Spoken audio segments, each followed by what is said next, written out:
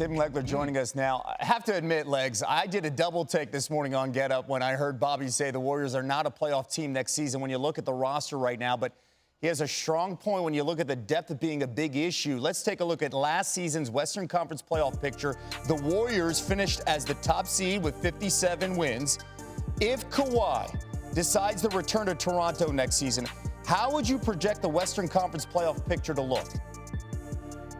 Yeah, well, Kevin, I don't think that it's an outrageous statement. I think the Warriors are going to have to fight to get in, but ultimately I think they will. So here's how I look at 8 through 5. I think San Antonio and the Clippers, it's a toss-up for that last spot. I'll give the edge to the San Antonio Spurs. I just mentioned Golden State, what they're going to go through.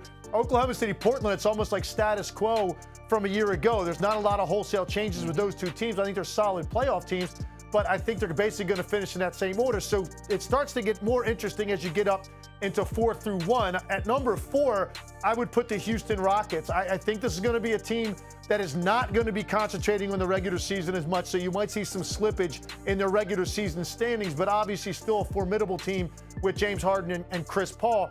Number 3, I've got the Utah Jazz making a huge leap, and this is a team now that goes from a solid playoff team, a team we admire, to a true contender in the Western Conference with the additions of Mike Conley, Bogdanovich. They got Rudy Gobert still there. Donovan Mitchell, I think, will have his best year with Mike Conley alongside of him. Number 2, I'm going to go with the Denver Nuggets.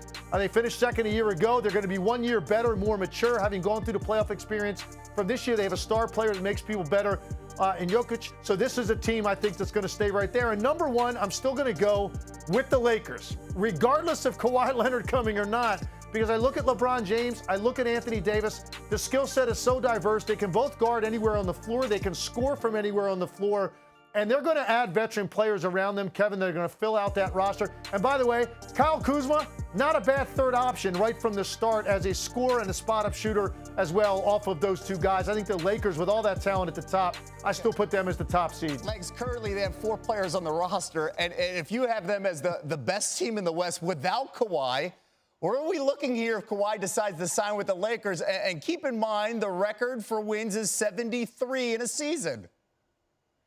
Yeah, look, to me, it's a stone-cold lock. They win a championship if Kawhi Leonard goes there. But I don't know that they're going to have their foot on the gas to try to catch any kind of a record because LeBron's up there in years. They're not going to want to wear out Kawhi Leonard coming off an injury. Anthony Davis has an injury history. So they're going to manage those guys in the regular season to get the number 1 seed, but not chase any historically great team. But for me, when you have 3 guys that can guard 5 players on the floor and 3 guys that can score from anywhere on the floor, 3 of the top 7 players in the NBA, I don't know how you could pick any other team other than the Lakers to win a title if Kawhi Leonard ends up there. I said it earlier in the show. If he ends up there, the Avengers would be blushing when you look at that crew. Legs, thank you so much.